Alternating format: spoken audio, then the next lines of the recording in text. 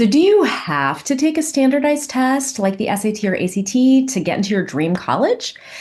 That's exactly what I'm going to help you figure out in this video. My name's Kristina of Ivy Lounge Test Prep, and for the past 15 years, I have helped students and their families all over the globe navigate standardized testing and ultimately get into the colleges of their dreams. So, geeky confession time. Yeah. I really like it when there's something new to learn on the SAT or ACT. Like, I like figuring out tests and kind of like gaming them and hacking them. Maybe it's because of my, I don't know, math competition days back when I was in elementary, middle school, and high school. I don't know, but that's my jam. I love it. I love figuring it out. But I understand that you might not, right? And if you are like many of students I have met and worked with, you might be hoping that, maybe I could be one of these students who just doesn't have to take a test and get into college. So I'm going to help you figure it out right now. We were all alive. We made it through the COVID-19 pandemic. Yeah.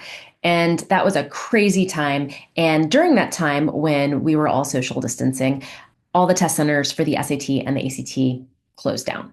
And during that time, a lot of students got like their crazy dreams, which was, oh my gosh, all my schools are test optional. This is amazing. Well, the thing is, that was a while ago, right? As of this recording, this recording is February of 2025. Like, can you believe the pandemic started almost 5 years ago? That was a while ago. Since then, you might be seeing a lot of things on the news about this school is now requiring a score again. This school is requiring a score again. And it might be confusing to you. You alternately might be thinking, well, what if I hate tests. What if I just like choose not to take a test, but then only apply to schools that are test free or test optional? So here's the thing. Before you make any drastic decisions, I'm going to lead you through like a systematic way of figuring this out so that you're not limiting yourself, but you're not necessarily doing more than you have to either. Okay. So that is what we are going to talk about. So here's the first thing I have to say, right? The inconvenient truth that I'm kind of like obligated to share with you is that the test optional wave seems to be starting to recede. So, or at least slow down. So recently, there have been many elite and even Ivy colleges and universities that have started requiring standardized testing again, like Dartmouth, MIT, Yale, the one I went to, Brown. They're all requiring scores again. And so I'm sure those are not the only ones. So why are they in fact returning to requiring an SAT or an ACT score in the first place? So part of this, and this was confirmed in a 2023 study by Harvard economists, is that test scores can actually help identify academic talent from disadvantaged communities. Yeah, testing does have its biases, but it is possible that other parts of the application, right, like recommendation letters from very well-resourced teachers or enriching after-school activities, are actually more likely to give certain privileged students an unfair leg up than SAT or ACT scores do. So that is really interesting. So that is the first thing I want to mention, is that several schools are in fact returning to testing. Okay, the next thing I want to talk about is maybe some schools on your list are test optional, but like not all of them are. So like, what if some of your colleges require testing? So the thing to remember here is that when you were coming up with like your college list, you came up with that list of schools for a reason, right? They're the ones that inspire you. They're the ones that fit you, your personality, what you want to study, who you are as a person. They have the resources, the groups, the sports, the teams, the programs that line up with you. College lasts a lot longer than your test prep does. So if you have come up with schools that are a really good fit and you really like them and you like the vibe and you can study what you want there and you've got the grades for it, then honestly, a few months or even half a year of test prep, that is a small price to pay. That is a short-term obstacle to something that will last a very long time, which is your college experience, okay? So don't throw the baby out with the bathwater. So that is what to do if some of your colleges, but not all, require testing. Okay, but what if like all the schools on your list are test optional? In that case, should you sign up for the SAT or ACT at all? So even if every single one of your schools you're applying to is test optional, unfortunately, that doesn't necessarily mean you should skip the test or the test prep. So here's why. So test optional is not the same as test blind or test free. Here's what I mean. Test optional means that you don't have to submit a test score if you can't or if you prefer not to. But that said, the admissions officers will consider your score if you send it, and usually a significant majority of applicants do still tend to send in test scores. So if you have a good test score, it can actually strengthen your application, especially if your academic rigor or your grades or your extracurriculars are a bit lacking, right?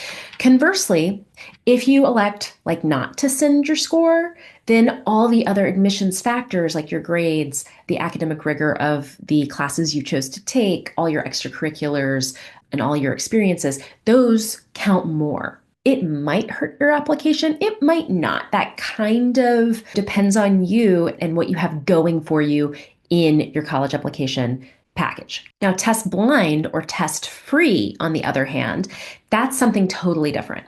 So that is when a college or a university will not even look at your scores. So in other words, even if you scored a perfect 1600 on the SAT or a perfect 36 on the ACT, right? If a college is test free or test blind, they won't even consider it. They don't even want to know. That is not one of the factors that they choose to look at. Are you getting the difference between just test optional and test blind? Test blind, you're like off the hook. Test optional, still a good chance it could help you get in, right?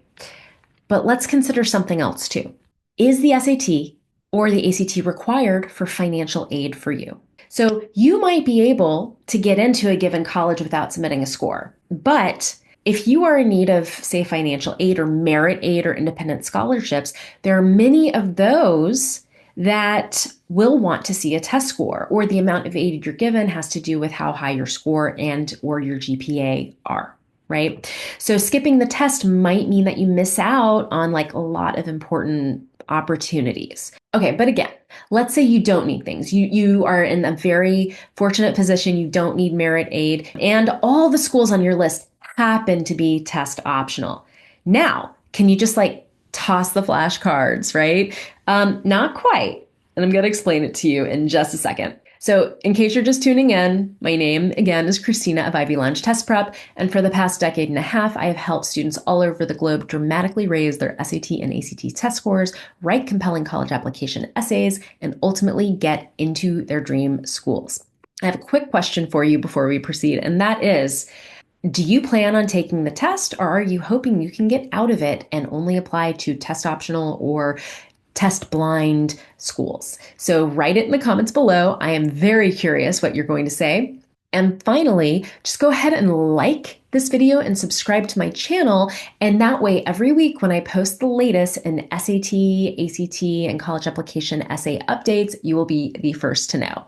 Okay, so now we are back to the big question, which is, if you don't need any money, right? You don't need any type of aid, and all your schools are test optional, not test blind, can't we just like not take the test? Okay, so this is the thing that you need to know.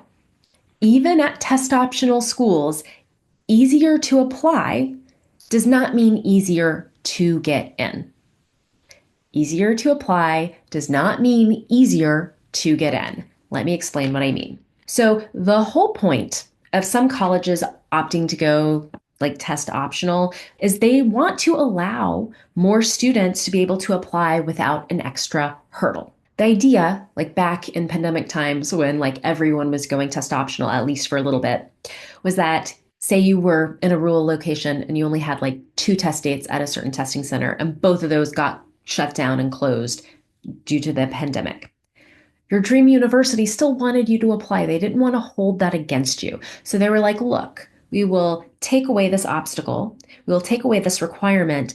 Just go on, apply. But guess what happens when you reduce a hurdle, right? If you said, if you reduce a hurdle to applying, maybe more people will apply. Yes, ding, ding, ding, you are right. One of my favorite examples of this whole concept that easier to apply does not mean easier to get in is the case of University of Chicago.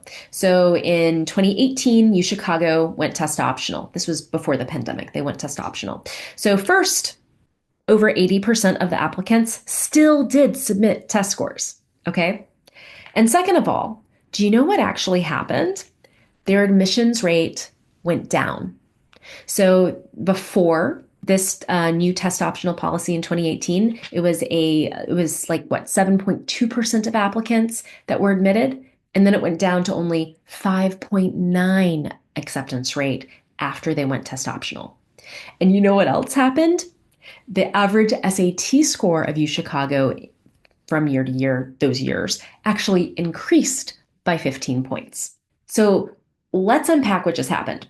So by taking the requirement of sending a test score out, by taking that requirement away, they allowed more students to apply, right? And they actually had their most highly selective incoming class to date at that point. So notice the caliber of student who got in did not go down because the score was not required. It actually went up. Okay.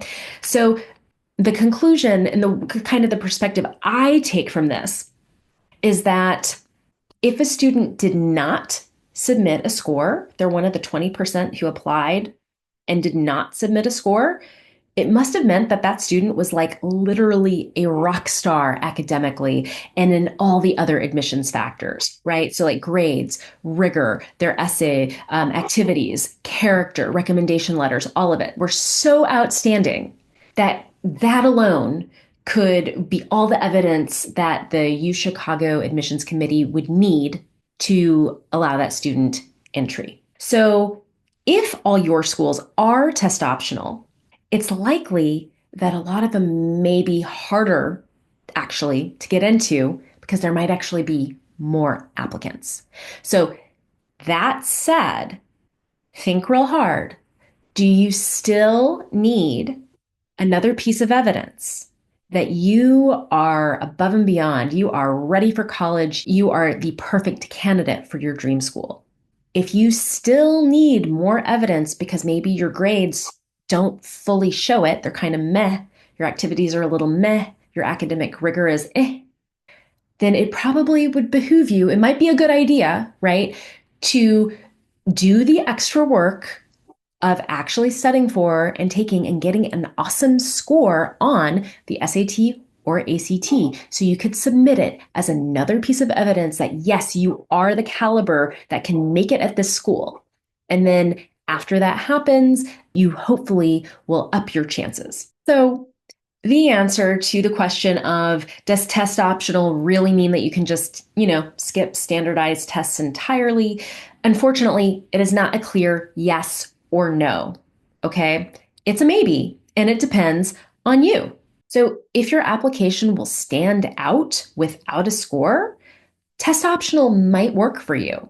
But if your test score will boost your overall competitiveness in applying, then maybe 4 years at your dream school is worth going through your testing plans and actually like studying for and taking for a test for a few months. Cool. And if you need more help with any of this, you can find me on my website. I also have a really amazing free workshop called your Fail-Proof College Prep Plan. And if you think you might need to be taking one of the tests, it walks you through exactly how to find your target score, make your college list, find your target scores, and then begin making your test prep plan. So check all of these things out in the links below.